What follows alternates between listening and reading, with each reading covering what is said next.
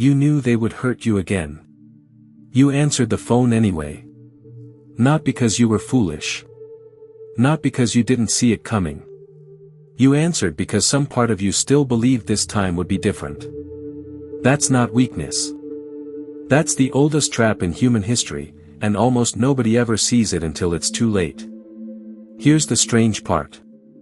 The strange part isn't that they hurt you. People hurt people. That's not news.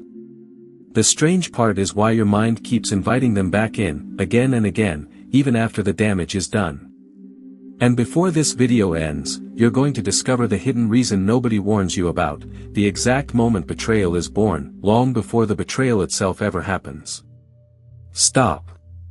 Because right now, you're probably thinking about someone. A name just surfaced in your mind. Hold on to that name. We're coming back to it. Here's what almost nobody understands about betrayal: it never begins with the knife. It begins with the favor.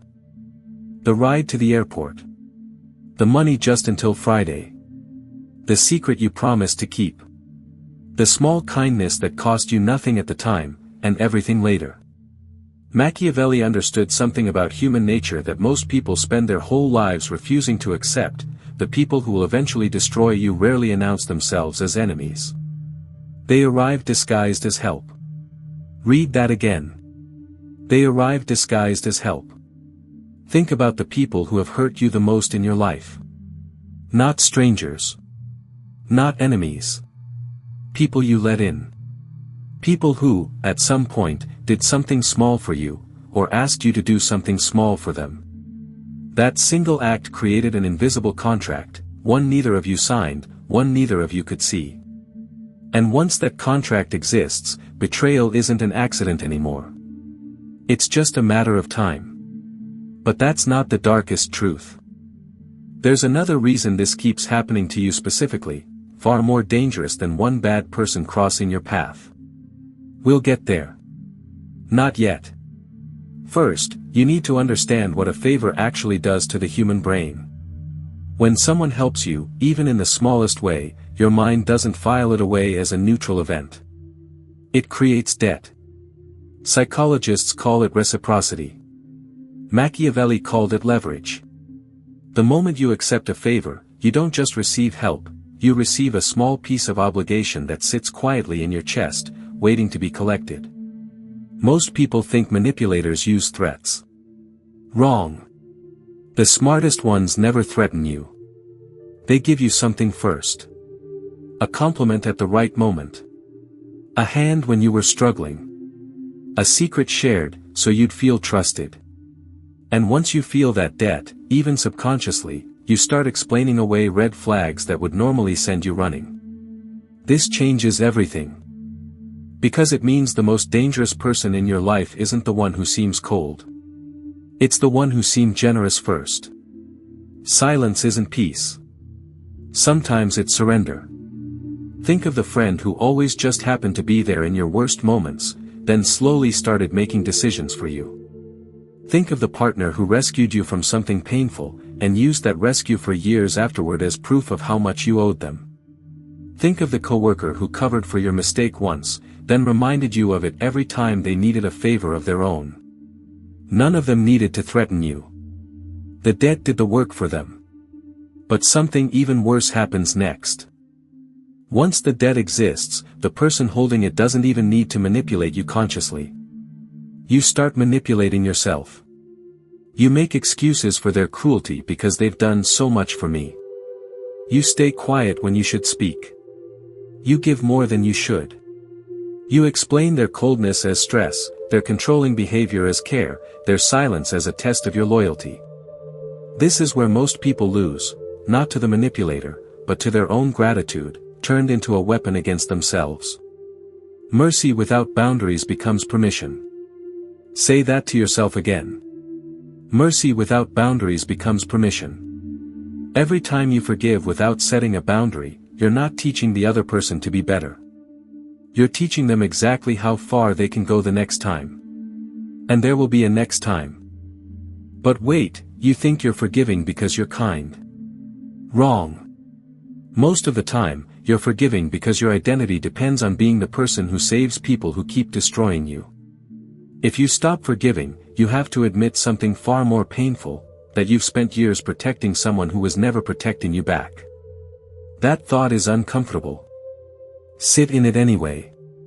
Now here is the part almost nobody talks about, the part that separates a simple bad relationship from a true Machiavellian betrayal, the calculated kind, the kind built with intention rather than emotion.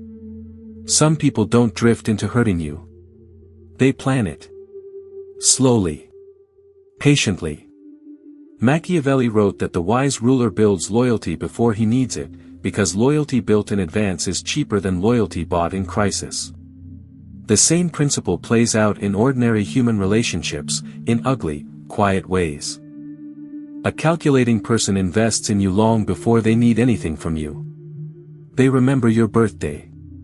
They defend you when you're not in the room, or tell you they did. They become the person you'd never suspect, specifically because suspicion requires distance, and they made sure there was none. By the time they finally take something from you, your trust, your money, your reputation, your peace, you've already built a story in your head where they're incapable of doing exactly what they just did. Remember that name from earlier? The one that surfaced in your mind at the start of this video? Ask yourself honestly, what was the first small thing they ever did for you? Not the betrayal. The beginning. Because the beginning is where the real truth is hiding. Here's what nobody notices.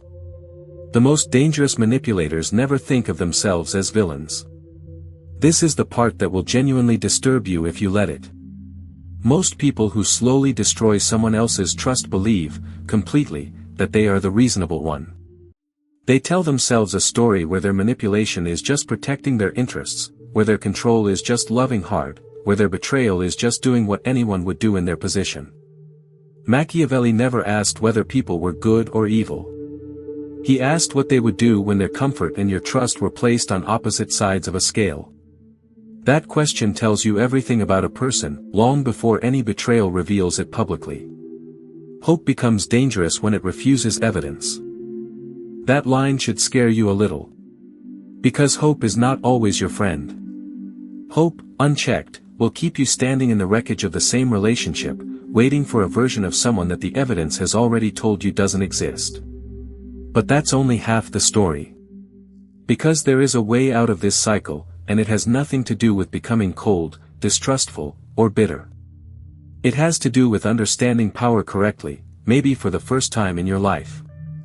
Machiavelli's most misunderstood idea isn't about deception.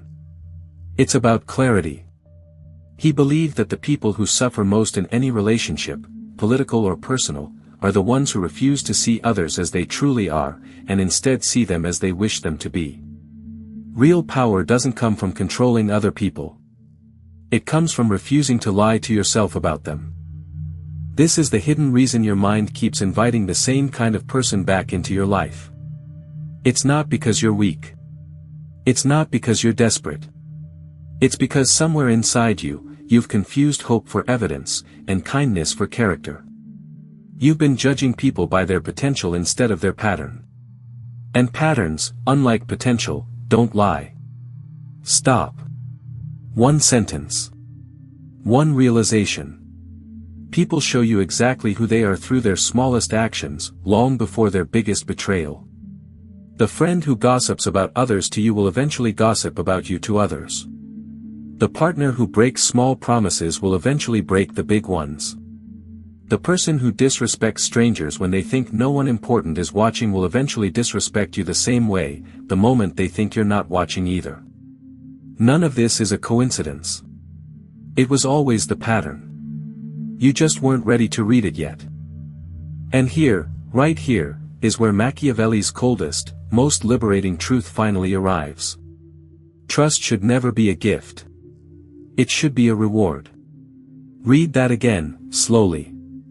Trust should never be a gift. It should be a reward. Most people give trust the way they give affection, freely, instantly, based on how someone makes them feel in the moment. But feelings can be performed. Character cannot. The strongest, safest people in this world are not the ones who never got hurt. They're the ones who learn to make trust something that has to be earned through consistency, not charm, through actions repeated over time, not promises spoken once. This doesn't mean living in suspicion. It means living in clarity. It means noticing the first small favor, and asking, quietly, without cynicism but without naivety either, what does this person actually want from me, and are they willing to earn what I give them, or are they simply expecting it? Now think back to the very beginning of this video. You knew they would hurt you again. You answered the phone anyway. That moment wasn't about them. It was never really about them. It was about a debt you didn't know you were carrying, a piece of gratitude turned into obligation, a small favor from long ago that quietly rewrote the rules of what you would tolerate.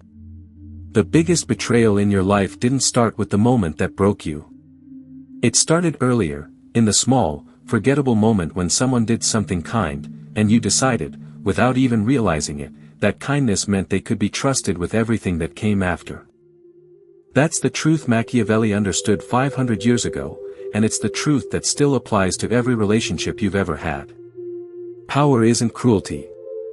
Power is clarity.